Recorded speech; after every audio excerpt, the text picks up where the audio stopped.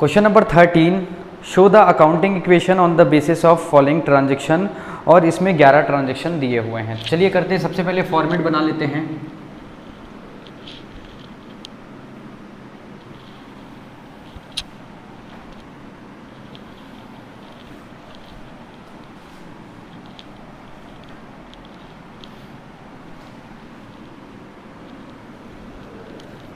यहाँ पर लिखेंगे ट्रांजैक्शन, हम क्या बना रहे हैं, अकाउंटिंग इक्वेशन, तो हेडिंग में लिखेंगे अकाउंटिंग इक्वेशन।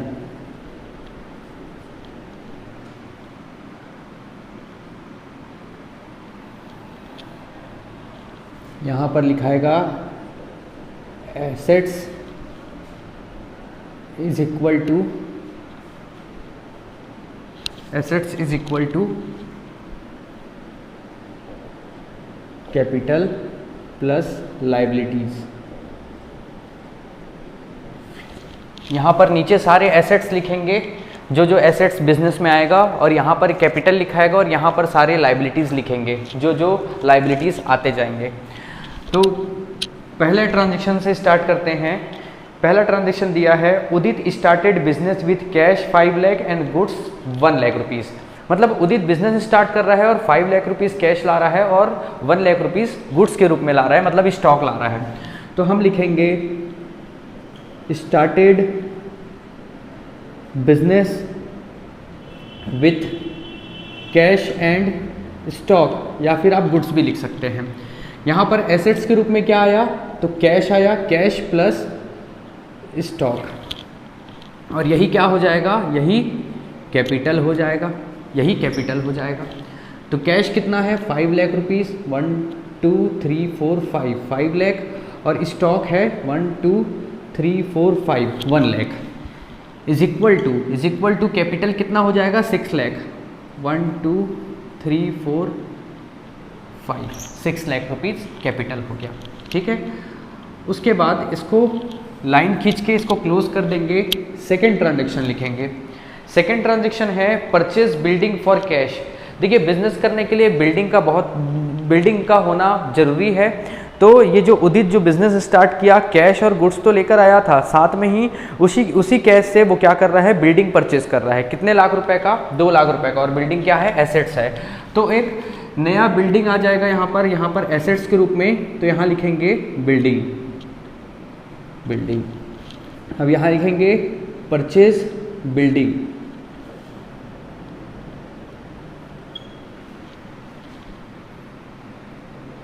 ₹5 लाख कैश था,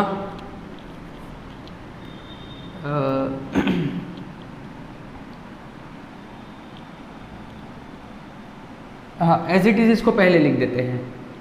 परचेज बिल्डिंग है, 5 लाख रुपीज़ पहले से था, 1 लाख रुपीज़ स्टॉक था,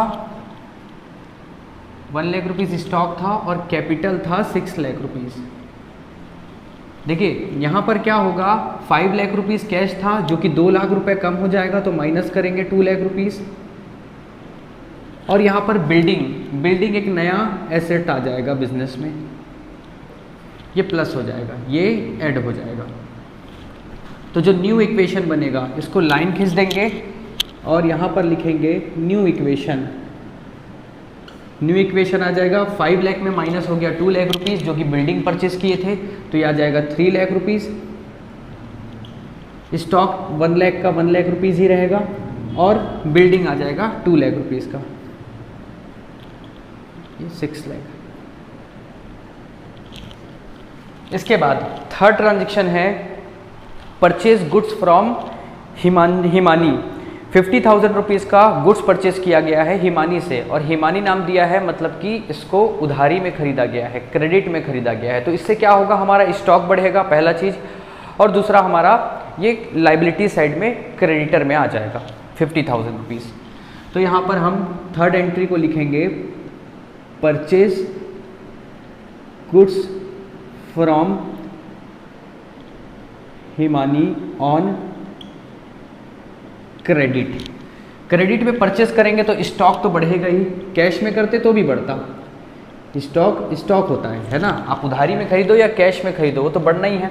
तो 50,000 रुपीज़ स्टॉक बढ़ गया, और यहाँ पर एक लाइबिलिटीज़ आ जाएगा। यहाँ पर हम कैपिटल के बाद यहाँ पर लाइबिलिटीज़ में लिख देंगे क्रेडिटर, और क्रेडिटर कितना बढ़ जाएगा यहाँ पर 50,000 रुपीज़ से बढ़ जाएगा। ये लाइन खींच देंगे और ये हमारा जो न्यू इक्वेशन आएगा, new equation cash as it is 3 lakh rupees, 1 lakh में 1 लाख का पहले स्टॉक था 50,000 बढ़ गया तो ये आ जाएगा 1,50,000। उसके बाद बिल्डिंग 2 लाख रुपीज़ का है एज इट इज़ लिखेंगे, इज इक्वल टू कैपिटल है 6 लाख रुपीज़ का, और एक नया लाइबिलिटीज़ क्रेडिटर आ गया। हम स्टॉक खरीदे उधारी में तो क्रेडिटर आ गया 50,000 रुपीज़ का। ठीक, उसके बाद फोर्थ ट्रांजेक्शन है sold goods to Ashu, cost 25,000 और सेलिंग प्राइस है 36,000 रुपीज़। तो देखिए आशु को हम सामान बेचे हैं, यहाँ पर समझते हैं। कॉस्ट प्राइस है 25,000 रुपीज़ और सेलिंग प्राइस है 36,000 रुपीज़। तो प्रॉफिट कितने का हो रहा है? 25,000 रुपीज़ के सामान को 36,000 रुपीज़ में बेचा जा रहा है। इसका मतलब ये है कि 11,000 रुपीज़ का प्रॉफिट हो रहा है। और आशु दिया हुआ है, यहाँ पर लिखा हुआ है सोल्ड गुड्स टू आशु, मतलब कि क्रेडिट में बेचा जा रहा है, उधारी में बेचा जा रहा है। जिसको हम सामान उधारी में बेचते हैं वो हमारे लिए डेटर कहलाता है। तो 25,000 रुपये का स्टॉक चले जाएगा, तो स्टॉक को हम क्या करेंगे, कम कर देंगे 25,000 रुपीज़ से। 36,000 रुपीज़ हमारे पास आना है, लेकिन हम आशु लिखा हुआ है वहाँ पर, इस वजह से हम ये मानेंगे कि हम उसको उधारी में बेचे हैं, और जिसको उधारी में बेचते हैं वो हमारे लिए डेटर होता है। तो डेटर यहाँ पर 36,000 रुपीज़ आ जाएगा। यहाँ पर डेटर में 36,000 रुपीज़ लिख देंगे, और प्रॉफिट हुआ है 11,000 रुपीज़। देखिए पैसा मिला रहे या ना मिला रहे, हमको ये तो पता है कि हम 25,000 के सामान को 36,000 रुपये में बेच दिए, इसका मतलब कि 11,000 रुपये हमारा प्रॉफिट है। तो जब भी प्रॉफिट होगा तो हम क्या करेंगे, उसको कैपिटल में इंक्रीज़ कर देंगे, भले पैसा मिले रहे या ना मिले रहे। तो यहाँ पर कैपिटल जो है वो 11,000 रुपीज़ से इंक्रीज़ हो जाएगा। ठीक, तो इसको लिखते हैं यहाँ पर, क्या नाम था इसका, आशु, सोल्ड गुड्स टू आशु।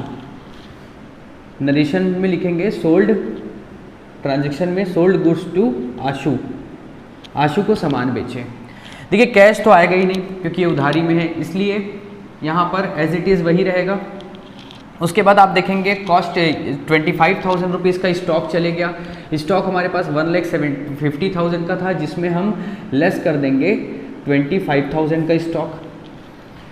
उसके बाद ये बिल्डिंग एज इट इज़ रहेगा, यहाँ पर एक डेटर आ जाएगा, यहाँ पर डेटर आ जाएगा, और बिल्डिंग एज इट इज़ रहेगा। यहाँ पर हम डेटर में कितना रुपए प्लस करेंगे, तो डेटर में हम करेंगे 36,000 रुपीज़, क्योंकि पैसा आया नहीं है, इससे लेना है 36,000 रुपीज़। तो यहाँ पर हम लिख देंगे 36,000 रुपीज़।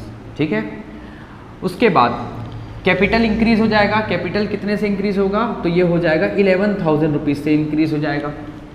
ठीक है, 3 इफेक्ट पड़ा, एक तो स्टॉक में कमी आया 25,000 रुपये का, दूसरा एक नया एसेट्स आ गया डेटर 36,000 रुपीज़, यहाँ पर मैं लिख दिया हूँ, और प्रॉफिट हो रहा है 11,000 रुपीज़ का, इस वजह से कैपिटल 11,000 रुपीज़ से इंक्रीज़ हो जाएगा। तो जो हमारा नया न्यू इक्वेशन बनेगा उसमें कैश 3 लाख रुपीज़, स्टॉक 25,000 से कम हो जाएगा तो ये आ जाएगा 1,25,000 rupees, building as it is 2 lakh rupees का रहेगा, और डेटर आ जाएगा 36,000 रुपीज़ का, is equal to capital 6,11,000 rupees हो जाएगा, और ये जो क्रेडिटर था वो एज इट इज़ 50,000 रुपीज़। ये हमारा नया इक्वेशन बन गया। उसके बाद फिफ्थ ट्रांजेक्शन है paid insurance premium 3,000 rupees. Insurance premium 3,000 रुपये का पे किया गया है। इंश्योरेंस प्रीमियम, ठीक है, ये हमारा एक्सपेंस है, पेड इंश्योरेंस प्रीमियम, ना ही ये एडवांस है, ना ही ऐसा कुछ आउटस्टैंडिंग ऐसा कुछ है, मतलब कि हम इंश्योरेंस प्रीमियम पे कर रहे हैं। ठीक है, ये हमारा रेवेन्यू एक्सपेंडिचर होता है। तो ये क्या होगा, कैश से डिक्रीज होगा, कैश कम हो जाएगा, कितने रुपए से, 3,000 रुपीज़। पेड इंश्योरेंस प्रीमियम 3,000, तो 3,000 से कैश कम हो जाएगा और 3,000 से कैपिटल भी कम हो जाएगा। तो यहाँ पर हम लिखेंगे paid insurance premium, 3000 rupees cash से कम होगा, ब्रैकेट में करके माइनस में लगा दिया, और यहाँ कैपिटल से भी 3000 रुपीज़ कम होगा। फिर लाइन खींचेंगे और न्यू इक्वेशन बनेगा। 3 लाख में 3000 माइनस करेंगे तो ये आ जाएगा 2,97,000 रुपीज़। Stock 1,25,000 rupees. बिल्डिंग है 2 लाख रुपीज़। उसके बाद डेटर है 36,000 रुपीज़। उसके बाद कैपिटल 3000 रुपीज़ से कम हो गया तो ये आ जाएगा 6,08,000 रुपीज़। और क्रेडिटर है 50,000 रुपीज़। ठीक, समझ आ रहा है ना सभी को? उसके बाद है 6th है rent outstanding 5,000 rupees. Rent outstanding है मतलब पे नहीं किए हैं। रेंट अगर आउटस्टैंडिंग हो तो वो हमारे लिए लाइबिलिटी होता है, और लाइबिलिटी में ये लाइबिलिटीज़ में क्रेडिटर बस था, यहाँ पर और बढ़ जाएगा, ये आ जाएगा रेंट O/S मतलब कि रेंट आउटस्टैंडिंग। यहाँ पर हम रेंट आउटस्टैंडिंग लिख देंगे और कैपिटल से माइनस हो जाएगा। तो कितना रुपए है रेंट आउटस्टैंडिंग? 5,000 रुपीज़। तो 6th है रेंट OS मतलब आउटस्टैंडिंग। आउटस्टैंडिंग है 5,000 रुपीज़। यहाँ पर रेंट आउटस्टैंडिंग आ जाएगा प्लस 5,000 लिखेंगे यहाँ पर, और यहाँ पर 5,000 रुपीज़ माइनस हो जाएगा। यहाँ पर लाइन खींचेंगे और नया इक्वेशन बनाएंगे, न्यू इक्वेशन। न्यू इक्वेशन में कैश एज इट इज़ रहेगा 2,97,000, stock 1,25,000, building 2 lakh rupees, debtor 36,000 rupees is equal to capital में 5,000 रुपीज़ कम हो जाएगा तो 6 लाख ये हो जाएगा 3,000 रुपीज़ प्लस क्रेडिटर 50,000, और एक नया लाइबिलिटीज़ आ गया रेंट आउटस्टैंडिंग, ये आ गया 5,000 रुपीज़। ठीक, उसके बाद 6th है डेप्रिसिएशन ऑन बिल्डिंग। बिल्डिंग में डेप्रिसिएशन लग रहा है, ठीक है, तो ये हमारा एक रेवेन्यू एक्सपेंडिचर होता है डेप्रिसिएशन लगना। तो ये जो बिल्डिंग है, बिल्डिंग की वैल्यू कम हो जाएगी। बिल्डिंग की वैल्यू कितने से कम हो जाएगी? तो 8,000 रुपीज़ से कम हो जाएगा, प्लस इसके साथ साथ कैपिटल भी कम हो जाएगा 8,000 रुपीज़ से। ठीक है, तो यहाँ पर 7th पॉइंट है डेप्रीशिएशन ऑन बिल्डिंग। तो डेप्रीशिएशन ऑन बिल्डिंग 8,000 रुपीज़ लग रहा है, तो यहाँ पर 8,000 रुपीज़ से आप माइनस कर देंगे, बिल्डिंग को कम कर देंगे 8,000 रुपये से। पहले उसकी कीमत 2 लाख रुपए थी। भाई कुछ समय तक के आप उस बिल्डिंग को इस्तेमाल कर रहे हो तो उसकी कीमत कम हो जाएगी। क्यों कम हो गई? वो पुराना हो गया वो बिल्डिंग, ठीक है, रिपेयर खर्चा लगेगा, ठीक है, इस वजह से क्या होता है, कम हो जाता है उसका कीमत। मतलब डेप्रीशिएशन 8,000 रुपीज़ लगा और कैपिटल भी यहाँ से डिक्रीज हो जाएगा 8,000 रुपीज़। यहाँ पर भी माइनस लिखेंगे, लाइन खींचेंगे और न्यू इक्वेशन बनाएंगे। New equation cash 2,97,000 rupees, stock 1,25,000 rupees, ये आ जाएगा 1,92,000 रुपीज़ बिल्डिंग की वैल्यू हो गई, और डेटर्स है 36,000 रुपीज़, और ये 8,000 से माइनस हो जाएगा तो ये हो जाएगा 5,95,000 रुपीज़। उसके बाद क्रेडिटर 50,000 और रेंट आउटस्टैंडिंग है 5,000 रुपीज़। देखिए आप सभी के पास मोबाइल है, मोबाइल जैसे कि आप आज की डेट में 10,000 रुपये का खरीदे हो और 2 महीने बाद उसको बेचने जाओगे तो वो दुकान वाला बोलेगा कि भैया इसको हम 8,000 रुपये में लेंगे या 7,000 रुपये में लेंगे। तो वो जो वैल्यू कम हो रही है वो क्या है, डेप्रीशिएशन है। आप उसको इतने महीने तक के इस्तेमाल किए हो, इस वजह से उसकी कीमत कम हो जाती है, ठीक है, वो आपके कैश के रूप में नहीं जाता है ना। या आप मान के चलो वो मोबाइल को आप कंटिन्यू चला रहे हो लेकिन हर महीने या हर साल उसकी वैल्यू में कमी आती जाएगी। क्या कैश कम होता है क्या, जेब से पैसा जाता है क्या? नहीं, लेकिन कहीं ना कहीं उसकी वैल्यू कम होती जाती है। वैसी बिल्डिंग की यहाँ पर वैल्यू क्या हो गई, कम हो गई। कैश क्यों माइनस नहीं किए, क्योंकि कैश के रूप में नहीं जा रहा है वो, ठीक है। तो बिल्डिंग 8,000 रुपीज़ से कम हो गया, अब उसकी कीमत है 1,92,000 और जैसे ही डेप्रीशिएशन लगता है तो आपके कैपिटल में भी कमी आती है। जैसे कि अब मैं बोलूँ, जैसे कि मेरे पास सिर्फ कुछ नहीं है, मेरे पास सिर्फ एक मोबाइल है 20,000 रुपये का, अब उसी को ही मैं क्या बोलूँगा, वो मेरा पूंजी है, कैपिटल है 20,000 रुपये। अब जैसे ही अब 1 साल चला लिया, वो 20,000 का मोबाइल वो 12,000 रुपये में बिक रहा है, मतलब कि 8,000 रुपीज़ उसमें डेप्रीशिएशन लग गया, मतलब कि अब उसकी वर्तमान कीमत कितनी है 12,000, मतलब कैपिटल में भी कितना कमी आएगा, 8,000 रुपीज़ का कमी आएगा, ठीक है। आई होप आप समझ पा रहे होंगे। उसके बाद है 8th एंट्री है cash withdraw for personal use 20,000 rupees. देखिए कैश विड्रॉ कर रहा है पर्सनल यूज़ के लिए। जब भी कोई बिजनेसमैन अपने बिजनेस से पैसा निकालता है अपने पर्सनल यूज़ के लिए तो वो कहलाता है ड्राइंग, ठीक है। अब ये कैश निकाला है तो ये कैश कम हो जाएगा, कितना निकाल रहा है 20,000, तो 20,000 कैश से कम हो जाएगा और 20,000 कैपिटल से भी कम हो जाएगा। तो यहाँ पर हम लिखेंगे ट्रांजेक्शन में cash withdraw for personal use, personal use. तो यहाँ पर कैश में 20,000 रुपीज़ माइनस हो जाएगा और कैपिटल भी 20,000 रुपीज़ से माइनस हो जाएगा। यहाँ पर अब नया इक्वेशन बनेगा, न्यू इक्वेशन। न्यू इक्वेशन में 20,000 कम होगा तो ये हो जाएगा 2,77,000 rupees. Stock as it is 1,25,000 का रहेगा। Building 1,92,000, debtor 36,000 rupees. कैपिटल 20,000 रुपये से कम हो जाएगा और ये हो जाएगा 5,75,000 रुपीज़ और क्रेडिटर 50,000 और rent outstanding as it is 5,000 rupees का। नेक्स्ट है 9th एंट्री है rent receive in advance 5,000 rupees. देखिए रेंट रिसीव हो गया, रेंट रिसीव हो रहा है आपको एडवांस में। देखिए आपका एक घर है और आपको पहले से कोई अगर किरायादार आपको पैसा दे दे, एडवांस में पैसा दे दे, तो वो आपके लिए वो लाइबिलिटीज़ है। अब वो कैसे लाइबिलिटीज़ है, इस वजह से लाइबिलिटीज़ है क्योंकि वो 1 महीने पूरा कर लेगा तब जाके वो पैसा चुकेगा, है कि नहीं। एक और एग्जांपल लेते हैं, जैसे कि आप जियो का रिचार्ज कराते हैं 599 या 699 का रिचार्ज। वो जियो कंपनी के लिए जैसे ही आप जिस दिन रिचार्ज कराते हैं उस दिन जियो कंपनी वाले के लिए वो लाइबिलिटीज़ बन जाता है। क्यों? क्योंकि आप आज रिचार्ज करा रहे हो और वो कब तक के सर्विस देगा, 3 महीने तक के आपको सर्विस देगा। तो वो तीसरे महीने का जो आखिरी 3 महीने का जो आखिरी दिन होगा उस दिन वो क्या होगा, वो लाइबिलिटीज़ पूरा होगा क्योंकि वो 3 महीने तक के सर्विस देगा और आपके लिए वो एसेट्स होगा, ठीक है। तो वैसे ही अगर हमको कोई बिजनेस में अगर मान के चलिए रेंट मिल रहा है एडवांस में तो वो हमारी लाइबिलिटीज़ है।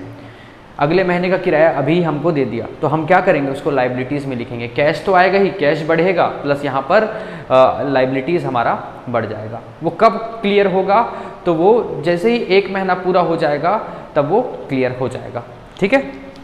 तो यहाँ पर रेंट एडवांस में मिल रहा है, रेंट एडवांस, रेंट कितना रुपये एडवांस में मिल रहा है 5,000 रुपीज़। तो कैश में इंक्रीज़ हो जाएगा 5,000 रुपीज़ का और यहाँ पर हमारे लिए एक लाइबिलिटीज़ आ जाएगा नया, एडवांस रेंट। ये रिसीव हो रहा है हमको ना, एडवांस में हमको रेंट रिसीव हो रहा है, इसलिए यहाँ पर एक नया लाइबिलिटीज़ आ जाएगा 5,000 रुपीज़ का। न्यू इक्वेशन बनाएंगे, न्यू इक्वेशन बनेगा ये 2,82,000 plus stock 1,25,000, building 1,92,000 rupees, debtor है 36,000 rupees is equal to capital है 5,75,000 रुपीज़। उसके बाद क्रेडिटर है 50,000, उसके बाद है रेंट आउटस्टैंडिंग 5,000, उसके बाद रेंट इन एडवांस, ये भी हमारे लिए लाइबिलिटीज़ होगा, हमको मिला है। हम किसी को एडवांस में पे करते हैं तो वो हमारे लिए एसेट्स होगा। प्रीपेड रेंट है ना, प्रीपेड रेंट, कैश कम हो जाता और एसेट्स बन जाता प्रीपेड रेंट, लेकिन हमको यहाँ पर मिल रहा है तो क्या होगा, कैश तो इंक्रीज होगा प्लस यहाँ पर एडवांस रेंट करके लाइबिलिटीज़ में आ जाएगा। उसके बाद है cash paid to Himani, cash paid to Himani है देखिए यहाँ पर थोड़ा सा आपको अगर मैं लिखूंगा तो थोड़ा सा जगह कम है, दिखाई नहीं देगा, इसलिए मैं आपको इसी में ही करके छोटा सा बता देता हूँ। आप उसको जब करेंगे तो आप अच्छे से कर लीजिएगा जिस तरीके से मैं कर रहा हूँ। तो यहाँ पर cash paid to Himani, Himani को कैश पे किया जा रहा है। देखिए आप अगर ध्यान से अगर आप देखेंगे तो सेकेंड एंट्री में हम परचेस किए थे हिमानी से, हिमानी से हम परचेस किए थे, कितने का सामान परचेस किए थे? 50,000 रुपीज़ का, मतलब 50,000 रुपीज़ का क्रेडिटर था, हमको पैसा देना था। इसको हम कितना रुपए पे कर रहे हैं? 20,000 रुपीज़ पे कर रहे हैं। तो ये देखो कैश में क्या होगा, अगर नए एंट्री की बात करें तो कैश हमारा 20,000 रुपीज़ से कम हो जाएगा, और जो हमारा क्रेडिटर है, क्रेडिटर भी 20,000 रुपीज़ से कम हो जाएगा। और नए एंट्री में अगर नया एंट्री देखा जाए तो ये कितना था, ये 5,000 प्लस हुआ था तो 2,82,000 था, 20,000 रुपये माइनस हो रहा है, कैश पे कर रहे हैं, तो ये हो जाएगा 262,000 रुपीज़ हो जाएगा। और स्टॉक एज इट इज़ 1,25,000, ये बिल्डिंग 1,92,000, डेटर 36,000, कैपिटल 5,75,000, और क्रेडिटर जो था, क्रेडिटर 20,000 रुपये से कम हो जाएगा, हिमानी को पैसा दिया जा रहा है, तो कितना हो जाएगा ये 30,000। और आउटस्टैंडिंग था, रेंट आउटस्टैंडिंग 5,000 और एडवांस रेंट था 5,000 रुपीज़, ठीक है। उसके बाद कैश रिसीव फ्रॉम आशु, आशु से 30,000 रुपये रिसीव हो रहा है। आशु को आप देखेंगे हम फोर्थ एंट्री में हम उसको सामान बेचे थे, कितने का? 25,000 का सामान 36,000 रुपये में बेचे थे, मतलब कि हमको उससे कितना रुपए लेना था? 36,000 रुपीज़ लेना था, मतलब वो हमारे लिए क्या था? डेटर था, डेटर था 36,000 रुपीज़। कितना पे कर रहा है वो? 30,000 रुपये पे कर रहा है। तो क्या होगा यहाँ पर? कैश इंक्रीज हो जाएगा 30,000 से और डेटर में 30,000 रुपीज़ माइनस हो जाएगा। तो यहाँ पर 30,000 इंक्रीज कर देंगे, प्लस कर देंगे, और यहाँ पर 30,000 रुपीज़ माइनस कर देंगे। तो जो आंसर आएगा, आंसर आएगा ये 2,92,000 रुपीज़, प्लस स्टॉक आएगा 1,25,000, डेटर बिल्डिंग आएगा 1,92,000, डेटर 36,000 था, 30,000 रुपये वो हमको पे कर दिया, इस वजह से अब डेटर कितना हो गया? 6,000 रुपये। 5,70,000 यहाँ पर इज इक्वल टू आएगा 5,75,000 रुपीज़ कैपिटल है, 30,000 रुपये क्रेडिटर बचा हुआ है। अब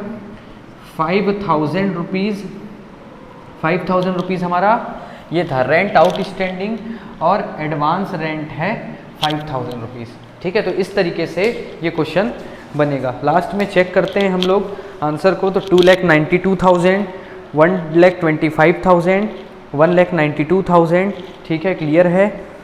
और फिर उसके बाद है ये 6,000 रुपीज़, ठीक है, एसेट साइड क्लियर है। उसके बाद देखेंगे तो ये 5,000, 5,000, 30,000 और 5,75,000। तो देखिए बुक में कभी कभार क्या होता है, ये वाली चीज़ें जैसे कि ये जो 30,000, 5,000, 5,000 ये पहले दिया है और कैपिटल बाद में दिया है, ठीक है। तो बुक में जो सॉल्यूशन दिया है ये सारी चीज़ों को पहले लिखा गया है, लायबिलिटीज़ प्लस कैपिटल करके, तो उससे कोई फ़र्क नहीं पड़ता, ठीक है। ये भी आपका आंसर सही है। तो आई होप आपको समझ आ गया हो। तो प्यारे प्यारे बच्चों, अगर आपने मेरा चैनल सब्सक्राइब नहीं किया है तो मैं आपसे रिक्वेस्ट करूंगा कि आप सब्सक्राइब करिए, और अपने दोस्त यार मित्र जो भी हैं क्लास 11th में उनको आप ये वीडियो शेयर करें, क्योंकि एग्ज़ाम आने वाला है। तो अगर उनको ये चैप्टर नहीं आता है तो वो मेरे वीडियो के माध्यम से इन सारी चीज़ों को सीख सकेंगे और एग्ज़ाम में अच्छा स्कोर कर सकेंगे। तो चलिए मिलते हैं नेक्स्ट क्वेश्चन में, तब तक के लिए थैंक यू।